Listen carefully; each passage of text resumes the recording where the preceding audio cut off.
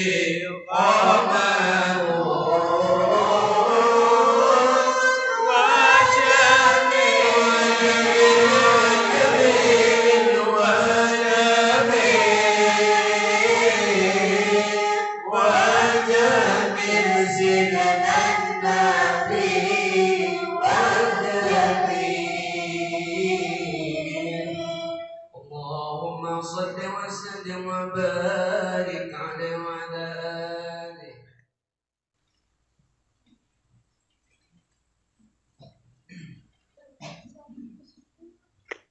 الفاتحة إلى حضرة محمد صلى الله عليه وسلم. يا رب آبائي وإخواني من النبيين والمسلمات كلهم وصحابتي وقرابتي والتابعين والتابع التابع ومن تبعهم بإحسان يوم الدين. ثم إلى الله بعد الأئمة المجتهدين والمقلدين في الدين والعلماء العاملين والفقهاء المحدثين والقراء والمفسرين والسادة والصوفية المحققين ومن تبعهم بإحسان يوم الدين.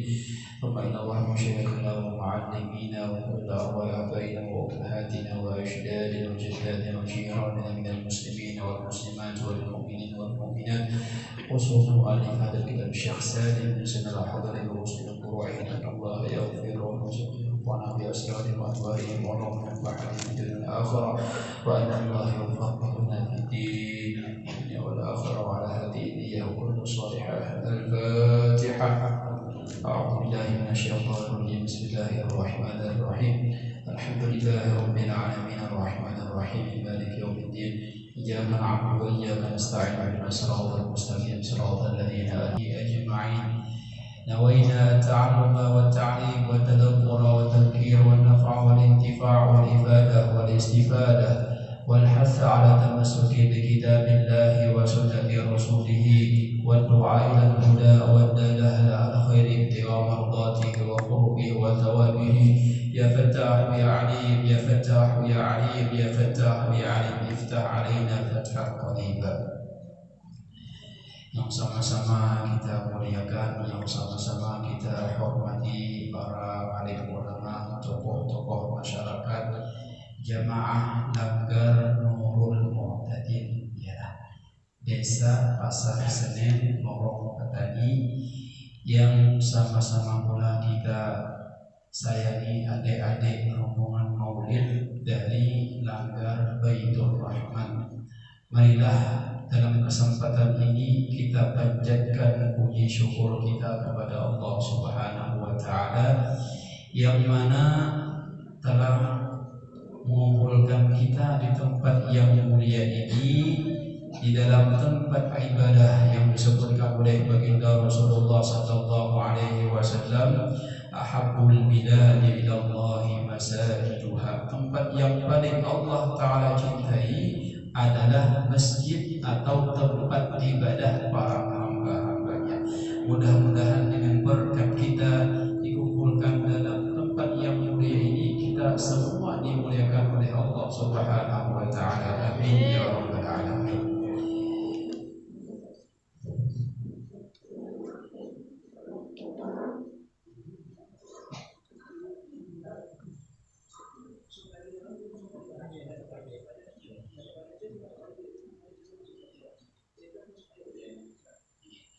Alhamdulillah, ini adalah hasil dari musyawarah kami minggu tadi malam Selasa, tepat jam yang kayak ini kami musyawarah di Langgar ini hendak mengadakan safari dakwah. Alhamdulillah malam ini acara kita berlangsung dengan lancar, yang mana kita minggu tadi bertakun-takun wal panitia Langgar nampak materi yang cocok untuk disampaikan. Alhamdulillah pada hari ini ulun dapat meringkas tentang hal-hal yang berkenaan dengan masalah salat atau sembahyang.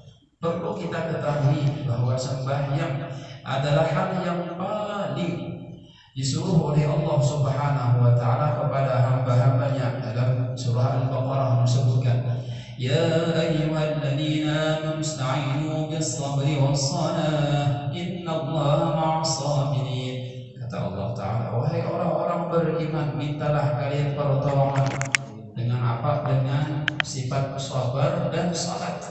Nah, coba lihat di dalam kertasnya, innallaha ma'as-sabirin. Sungguhnya Allah bersama orang-orang yang sabar. Allah menolong dengan orang-orang yang sabar. Dalam hadisnya Rasulullah sallallahu alaihi wasallam juga disebutkan tentang hal yang sangat, bahwa sembahyang ini adalah sangat berpengaruh pada diri kita seseorang, pada agama seseorang. Kata Rasulullah sallallahu alaihi wasallam, as-salatu imaduddin. Sembahyang itu adalah tiangnya agama. Faman aqamaha faqad aqamad-din. Barang siapa yang mengerjakan sembahyang, maka sungguh ia telah mendirikan agama. Wa man tarakaha faqad hadamad-din. Barang siapa yang meninggalkan sembahyang, maka dia tadi sungguh telah menghancurkan atau merobohkan agama. Jadi agama kita tetap atau pada kuatnya ketergantungan kita dalam mendirikan sembahyang. Orang hendak sukses dunia akhirat lihat di sembahyangnya. Mohon maaf, beberapa bulan yang lalu ada Tuhan pemudaan curhat lawan aku biar terus terang ya.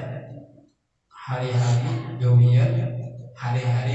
gawian upahan harian kurang lebih 100.000 lebih, kadang 120.000 sehari. Seikungnya gawiannya 35.000 sehari. Tapi 35.000 ini biar sedikit tapi sembahyangnya luar biasa.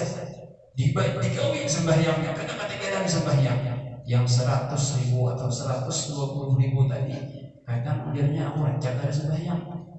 Tapi subhanallah, beberapa tahun yang lewat, beberapa tahun kemudian ternyata yang 35.000 tadi dengan sembahyangnya, dengan perhatian dengan sembahyang sudah bawa begini dan bawa rumah.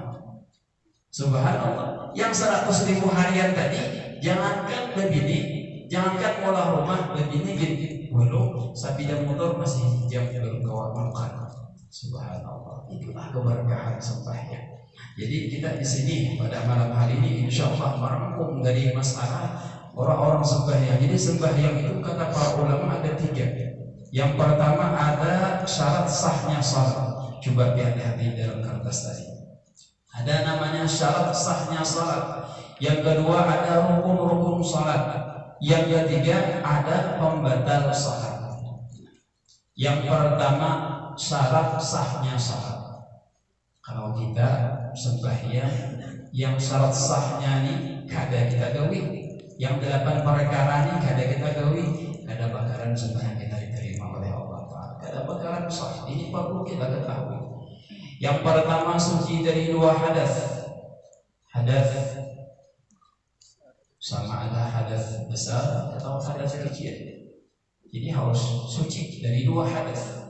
Kalau sembahyang timbah tangan tuh bawa sembahyang, kira-kira sah sembahyangnya ada sah aja dia biar morning sebuah langgar rajin jemaahnya bila orang salah ulikan pasti ulikan. Ternyata pada suatu hari sembahyangan dia bergeraknya timbah orang salah dia bergeraknya berdiaman di langgar berada sampai imam berdoa dia bergeraknya, sampai apian orang berwirid dia bergeraknya. Rupanya apa yo?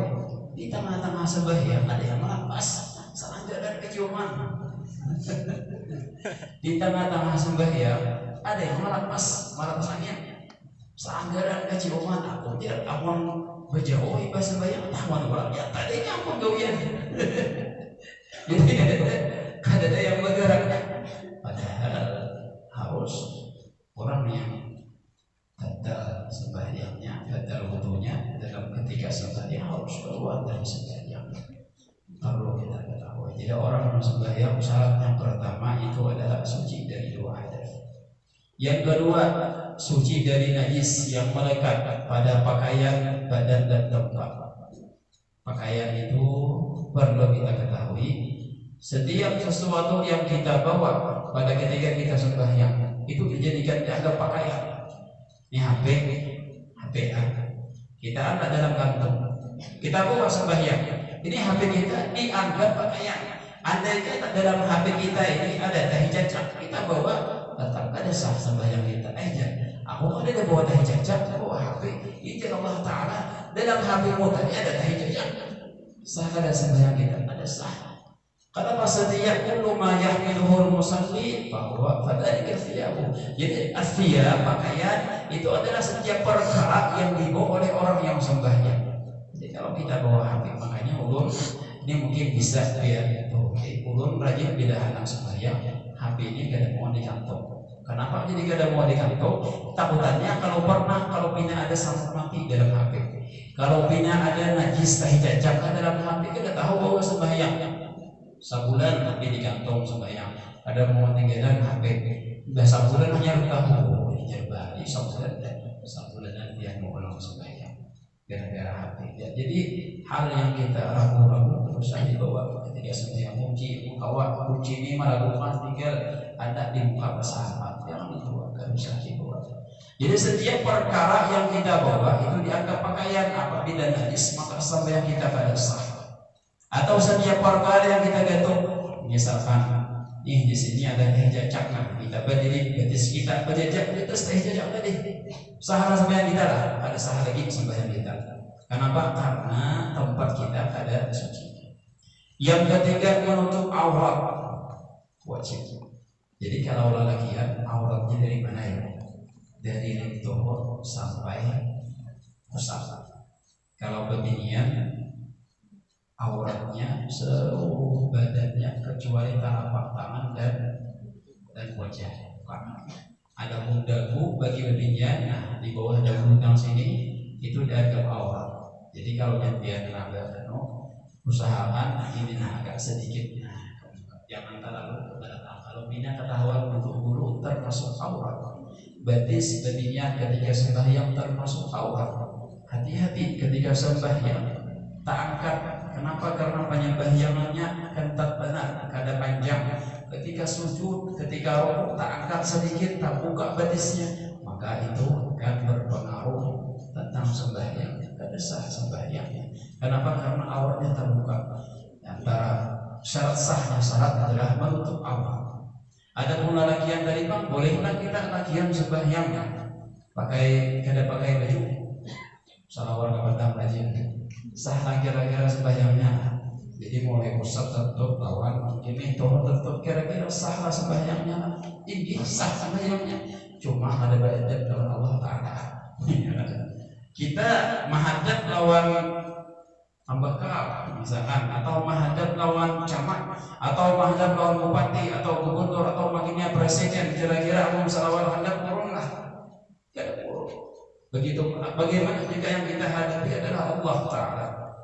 Para ulama di Hadramaut, Habib Al-Imam Muhammad Maulad Dawil, beliau tidak sembahyang ucap muhasmi sama dengan kain beliau Al-Imam Ali karramallahu wajhah. Bila sembahyang ucap, kenapa sekarang menjadi sidina? Engkau apakah mengetahui siapakah yang aku hadapi sekarang ini? Itu Allah Ta'ala. Kalau kita takutan ketika berhadapan lawan Tuhan polisi dan tentara, tapi kalau kita berhadapan Allah Ta'ala lebih takutan lagi. Itu yang ketiga, menutup aurat. Yang keempat, menghadap kiblat. Wajib kita sembahyang menghadap ke arah kiblat. Sembahyang menghadap kepada jiwa sana. Tiba sembahyang hanya tahu yang itu hanya kiblat situ aja. Kita tahu pas sembahyangnya sah kada sembahyangnya, wajib diulang. Jadi kalau sudah tahu kiblatnya di mana, di sana, marah tiba ke hulu atau tiba ke hilir misalkan, ada sah sembahyangnya. Jadi harus diantara hal yang syarat sahnya sembahyang itu adalah menghadap ke arah kiblat. Kemudian yang kelima, masuknya waktu. Ya misalnya ini kita sedang isya, kira-kira sah. Ada sah sembahyang kita. Wah ini sembahyang isya. Baik mama sangguan sembahyang isya jam saya ini. Sudah sembahyangnya, ada sah sembahyang. Kemudian yang keenam, mengetahui fardu sholat. Ini keanakan yang para sudah balik harus tahu. Mengetahui fardu sholat atau mengetahui rukun sholat. Kemudian yang kedua, tidak menganggap salah satu dari hal yang fardu itu sunnah. Jadi apabila kita itu beranggapan baca surah Fatihah itu dia hukumnya sunnah dalam sembahyang, dia baca surah Fatihah itu sunnah hukumnya. Di sini baca surah Fatihah dibaca sini, tapi anggapan sidin bahwa berkeyakinan baca surah Fatihah dalam sembahyang itu hukumnya sunnah, itulah yang menyebabkan sembahyangnya kada sah. Kenapa jadi kada sah? Karena di antara syarat sembahyang, sahnya sembahyang adalah agar tidak berkeyakinan atau beranggapan hal yang pada sesuatu yang wajib dianggap sunnah. Apabila ada hal yang wajib dianggap sidin sunnah, maka sembahyang sidin kada sah. Yang kedelapan, menghindari dari hal-hal yang membatalkan sholat. Nah, jadi hal yang membatalkan sholat itu kena akan ada di pembahasannya. Jadi harus dihindari dari hal yang membatalkan sembahyang.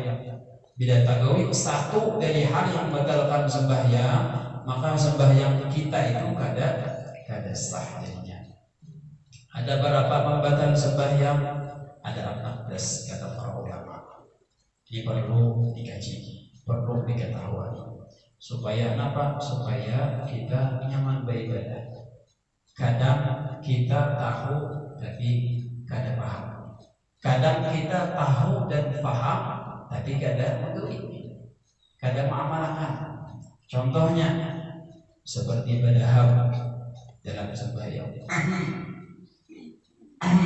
Nah, itu bolehlah. Istilah guru bolehlah sah pada sembahyang, batal sembahyang biasa, batal sembahyang sekalipun imam abdi imam. Bila badaham dalam sembahyang, maka sembahyangnya tadi kada sah. Ulun pernah jadi imam, ulun nih jadi imam.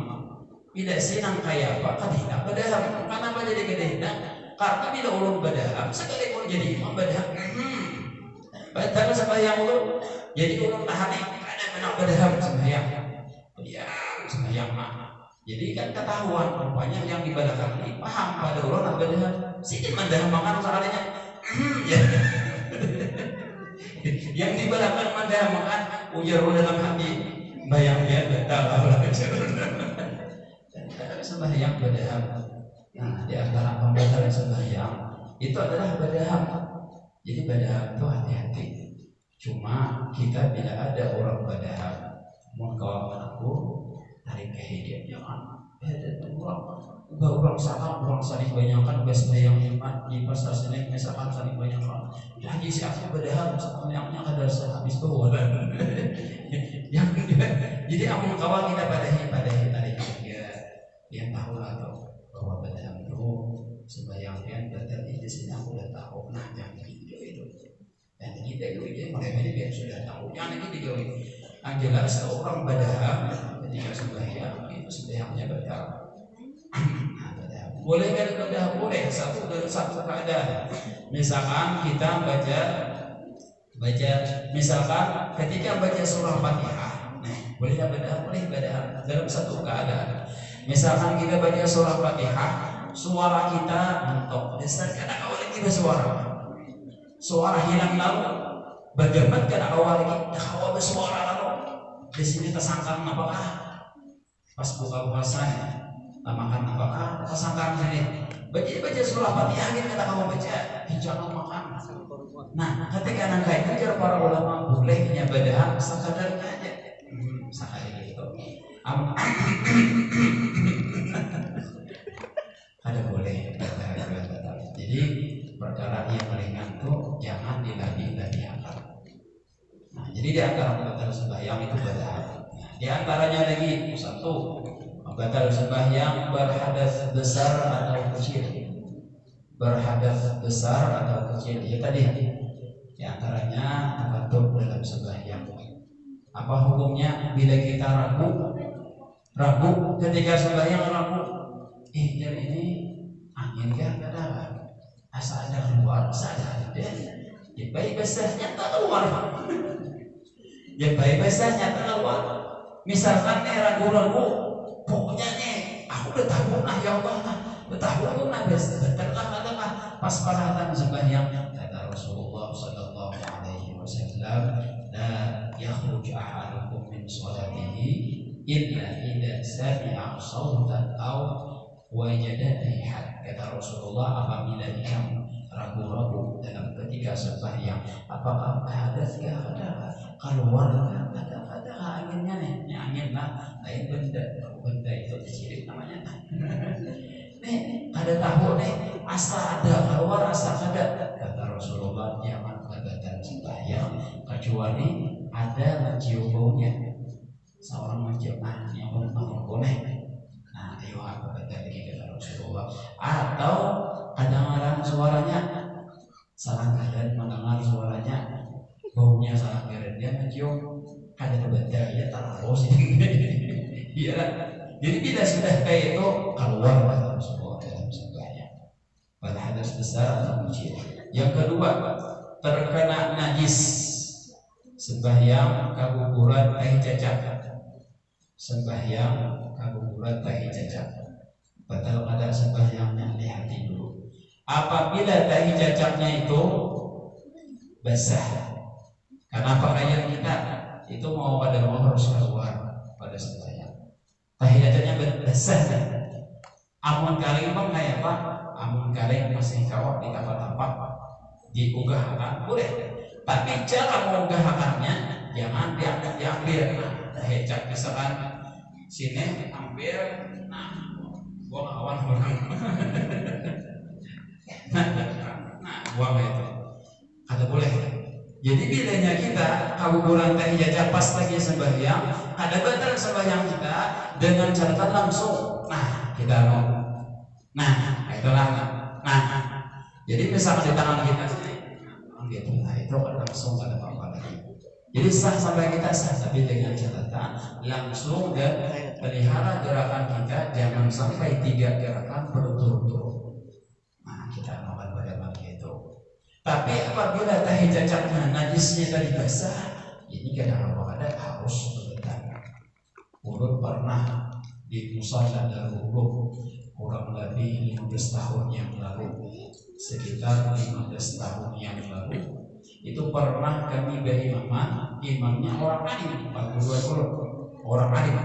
Ketika sembahyang tahi cacat gugur karena baju sidin tahu di belakang orang alim juga keluar sidin pada sembahyang, yang di belakang paham, yang di belakang maju. Makanya biar orang di belakang imam itu adalah orang yang paham dengan agama, paham dalam sembahyang.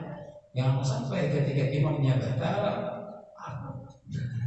dia tahu siapa menggantikannya. Padahal yang di belakang imam itu biar imamnya batal, yang di belakang maju menggantikan si imam.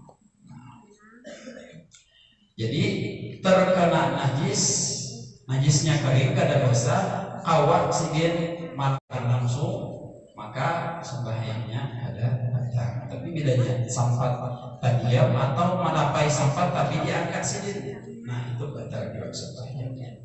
Yang ketiga, terbuka aurat jika tidak ditutup seketika. Masalah terbuka aurat ketika sembahyang ini ada beberapa faktor. Ada faktor tiang terbuka aurat karena bergerak, misalkan buhan bebinian batis kan dianggap aurat. Jadi ketika ini bangun dari sujud atau bangun dari sujud hendak berdiri, tak angkat rupanya terbuka batis, batal kada sembahyang, batal langsung sembahyang. Jadi aurat itu bila terbuka karena gerakan kita itu batal sembahyangnya. Yang ada batal aurat itu terbuka apabila karena tiupan angin, kipas angin deras benar, deras. Lalu ketika berdiri rupanya minyak kada darasan, lalu batis tadi terbuka, bagi buah demikian terbuka batisnya. Imbah terbuka langsung ditutup sidin, batal sembahyangnya. Ini kada batal sembahyangnya. Tapi apabila karena gerakan seorang atau orang lain yang membuka, karena kan nih buat perlokan tahu deh pada kada bisa keluar sembahyang, awalnya ini di belakang dia bukanya sabarisan batal orang sembahyang awakannya. Nah itu kayak gitu. Ada boleh bergaya tahu pada sepeda awalnya kita bisa keluar sembahyang. Padahal dia kalau kita lihat buah sahabat itu buahnya ketika sembahyang itu kada bisa keluar. istilahnya tuh. Makanya ujar kedokteran orang berjawab sama orang yang ada berjawab itu lebih sehat yang ada berjawab. Kenapa? Karena jawab itu zaman Rasulullah, zaman para sahabat itu bid'ah.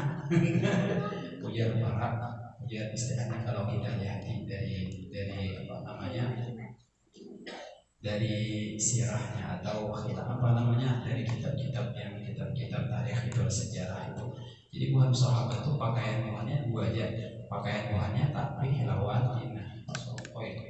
Jadi tapi di bawah, jadi izar itu kata para ulama pakaian di bawah dari badan itu namanya izar atau tapi yang di atas itu namanya tau. Jadi kan dua itu aja pakaian buah sahabat itu. Jadi buah sahabat itu dipakai buahnya, kebanyakan buahnya di antaranya apalagi ahlus sufah itu pakaian buahnya dua itu. Kadang buahnya ada yang pakaian sembahyang namanya orang ihram, sebutin pakaian aja, nah sebutin aja pakaiannya. Yang keempat, berucap satu atau dua huruf yang bisa dimengerti dengan sengaja. Jadi berucap satu huruf atau dua huruf. Satu huruf bisa dimengerti atau dua huruf dimengerti atau tidak dimengerti, maka sembahyangnya batal. Tepatnya ya kayak badaham tadi lah. Kayak badaham tadi itu diantara pembatal sembahyang. Kemudian 5, melakukan dengan sengaja hal yang membatalkan sembahyang. Nah, jadi yang beratnya dikerjakan dalam keadaan sengaja batal sembahyang. Yang keenam, makan banyak dalam keadaan lupa. Makan banyak dalam keadaan lupa. Jadi kalau makan sedikit dalam keadaan lupa ketika sembahyang ada apa-apa. Kayak Pak kemarin orang makan ketika sembahyang bisa lah, tapi kadang-kadang kau lah sambil makan sembahyang kadang itu. Misalnya jujur ya, orang kesulitan, misalkan kita hari ini puasa Ramadan nih, puasa Ramadan, orang dipikir langgar, jadi makanan langsung langgar. Rupanya yang mengerti kecepatan.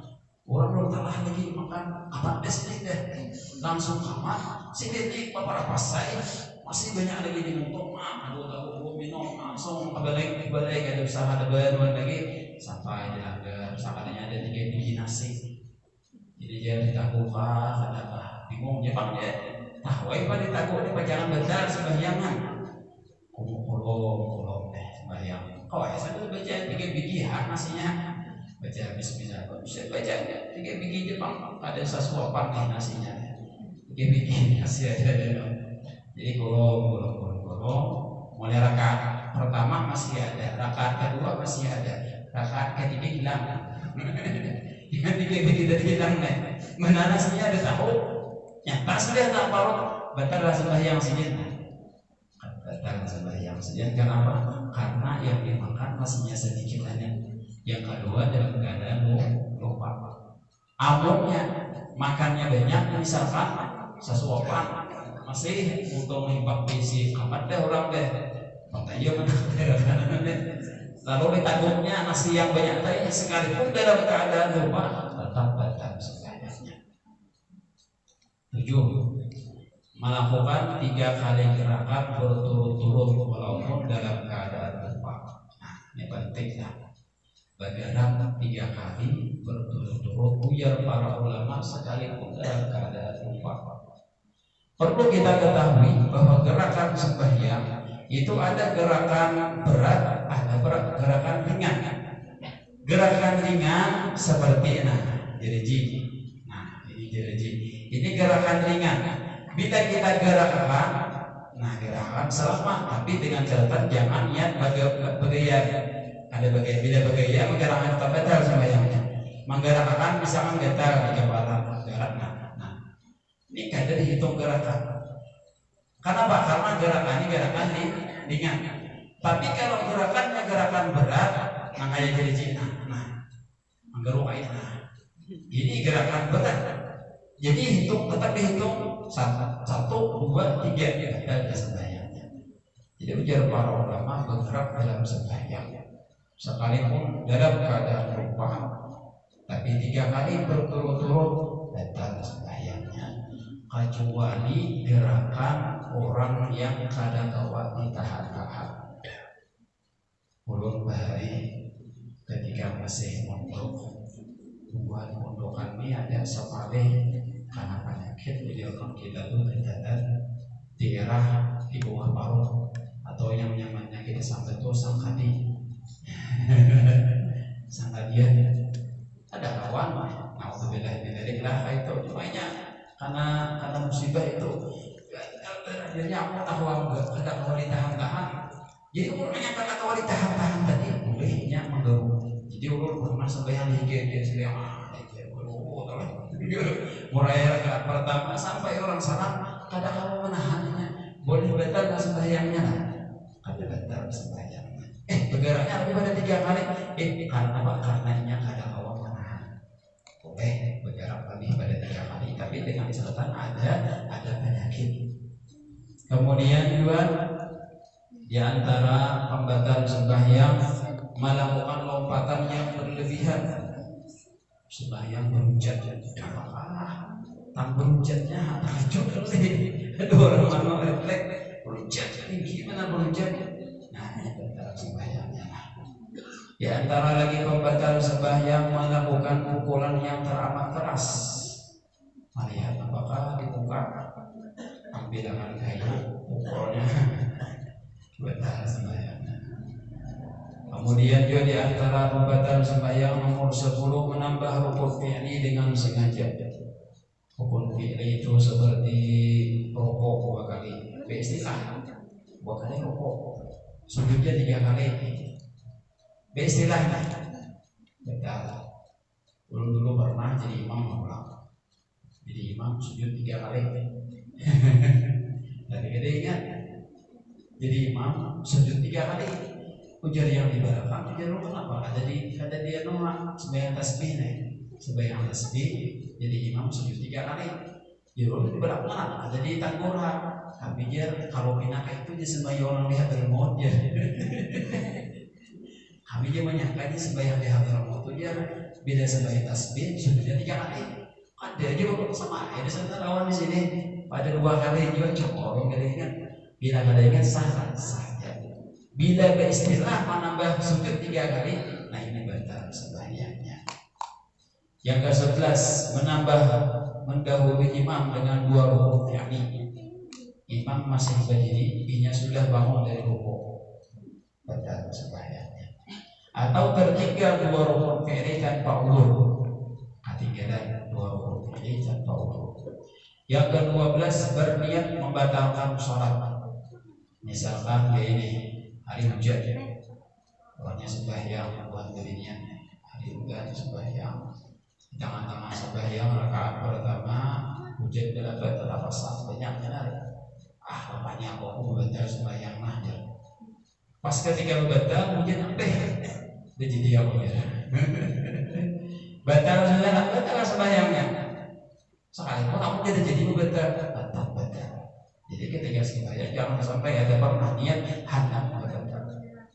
Yang ke-13 menggantungkan pembatalan sembahyang dengan suatu perkara.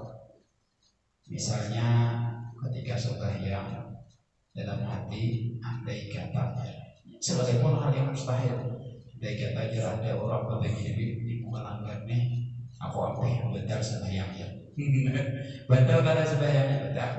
Atau misalkan dia andai kata pas lagi sembahyang hari muruk, amun hujan, aku dia batal sembahyang, batal langsung sembahyang dia. Hati-hati. Yang ke-14 ragu-ragu dalam meneruskan dan membatalkan sembahyang. Ragu-ragu pas parahatan sembahyang, ternyata ada dalam hati, ampun aja, batalkah kadang. Kebatalkah kadang hujan. Nah, ketika ada keraguan-keraguan dalam demikian itu, maka sembahyangnya sudah batal. Nah, mudah-mudahan apa yang kita sampaikan pada malam hari ini berkahi oleh Allah Ta'ala, kita kawal mengamalkan apa yang kita sampaikan, dan ilmu kita dimudahkan oleh Allah Ta'ala dalam mengamalkan. Terakhir di sini ulun ada amalan yang sangat penting dibagi kepada anak-anak kita sekalian, yaitu amalan agar dihindarkan dari segala kemaksiatan. Ini ada amalan. Jadi yang kertas yang sampel kita bagi tadi itu dibawa kulik. Jadi bisa jadi istilahnya tuh jadi bapak kanan-kanan dari kami lah, bisa buat dia seberapa dan kalau dipahami itu soalnya tentangnya adalah dengan tulisan Latin, dengan mudahnya kita bisa memahaminya. Nah ini ada urut terakhir, amalan agar dihindarkan dari segala kemaksiatan. Ini penting, terlebih lagi kita di akhir zaman perlu kita mencari amalan-amalan seperti ini. Bukan dibaca cuma dilanturkan dalam hati. Orang yang mengamalkan ini insya Allah dihindarkan Allah Ta'ala dari kemaksiatan. Andai kata ini hendak bermaksiat ketika keluar dari rumah, subhanallah, bersabda motorkah miris, sandalkah hilang, apakah? Nah ini amalannya coba kita ikhtiarkan buat segala buat minat bagi anak juga. Dibagikan amalan supaya dihindarkan dari kemaksiatan. Di akhir zaman ini amalan yang paling bagus, ketaatan yang paling bagus itu adalah menghindarkan diri dari segala kemaksiatan. Dibaca amalan agar dihindarkan dari segala kemaksiatan. Dibaca 3 sampai 7 kali. Dibaca 3 sampai 7 kali sebelum tidur tanpa menggerakkan bibir. Artinya apa? Baca dalam hati. Apa yang dibaca? Allah ma'i, Allah syahidi, Allah hadiri, Allah nadhir ilayya, Allah qaribun minni. Dibaca dalam hati 3 kali. Karena kalian yang ini harus bacakan ini. Karena ini ada seorang ulama besar dalam zaman Imam Ghazali, Al-Imam Sahal bin Abdul Asturi. Beliau menjadi ulama besar. Beliau hafal Al-Quran ketika berumur 7 tahun sudah hafal Quran. Ternyata resepnya adalah hafalan ini. Subhanallah. Beliau ketika sudah tua, kadang kala mengerjakan maksiat. Kenapa wahai imam pian kadang kala bermaksiat? Kata beliau, bagaimana bisa seorang hamba bisa bermaksiat sedangkan Allah bersamanya, Allah menyaksikan perbuatannya, Allah hadir bersamanya, Allah memandangnya dan Allah dekat dengannya. Apakah bisa seorang bisa tergawi dalam kemaksiatan?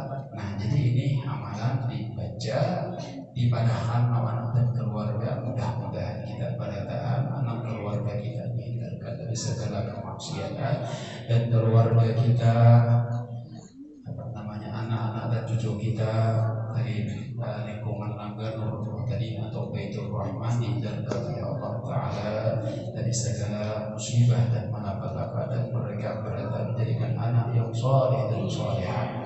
Kita berdaan diampuni dosa-dosa kita dan dosa keluarga kita, dan orang yang pernah mengerjakan ilmunya kepada kita sabar dan diampuni oleh Allah Ta'ala.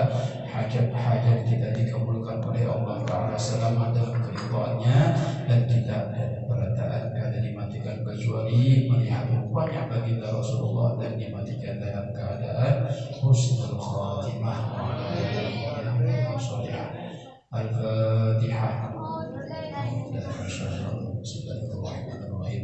Alhamdulillahi rabbil alamin arrahmanir rahim maliki yaumiddin iyyaka na'budu wa iyyaka nasta'in ihdinas siratal mustaqim siratal ladzina an'amta 'alaihim ghairil maghdubi 'alaihim.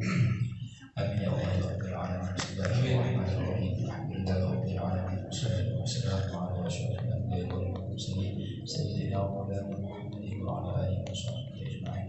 Rabbana fa'alna bima 'allamtana rabbil alamin fa'ala